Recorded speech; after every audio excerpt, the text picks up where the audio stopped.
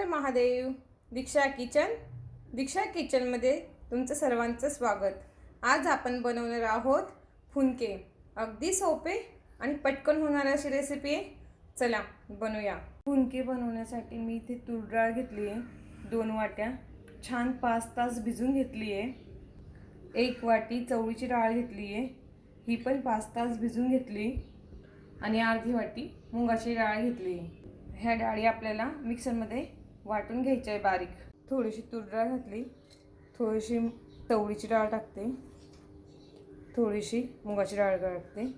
वाटण करून घेऊया.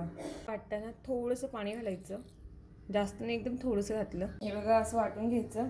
एकदम सॉफ्ट आहे झालेलं. अशा पद्धतीने आपण सर्व डाळ वाटून घेऊया. मिरची घेतलं आहे 7 ते 8, थोडंसं लसूण घेतलं आहे, थोडंसं जिरं घेतलं आहे आणि थोडंसं अद्रक घेतलं आहे. हे मिक्सरला आपण वाटण करून घेऊया. लसूण, अद्रक, जिरं. मसाला ॲड करते, थोडीशी हळद घालते, चवीनुसार मीठ ॲड करते. 2 मोठे आकाराचे कांदे घेतले, ते बारीक 2 मोठे आकाराचे कांदे घेतले, ते बारीक कापून घेतले. कोथिंबीर घालते मी, हिंग घालते थोडंसं. चाळण घेतली, त्याला आपण तेल लावून घेऊ.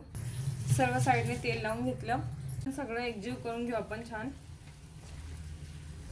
कढई ठेवली, कढईत पाणी गरम करून घेतलंय, त्याच्यावर मी तेल लावलेलं चाळण ठेवलेली आहे. असं आपण छान फुनक्याचा आकार देऊन घेऊ त्याला. हे बघा असं. आणि आपण चाळण ठेवली त्याच्यावर ठेवून घेऊ. हे बघा असं ठेवून घेऊ आपण.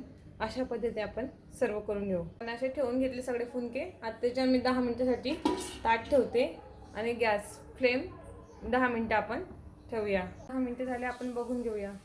हे बघा किती छान झाले. सुरीला लागले नाही म्हणजे आपले फुनके बरोबर झाले. आपले फुनके हे तयार झाले. तुम्ही मस्त गरम गरम तेल टाकून फुनकं चुरून खाऊ शकता. असेच नवनवीन व्हिडिओ बघण्यासाठी व्हिडिओला लाईक करा आणि चॅनलला सबस्क्राईब करा. थँक्यू.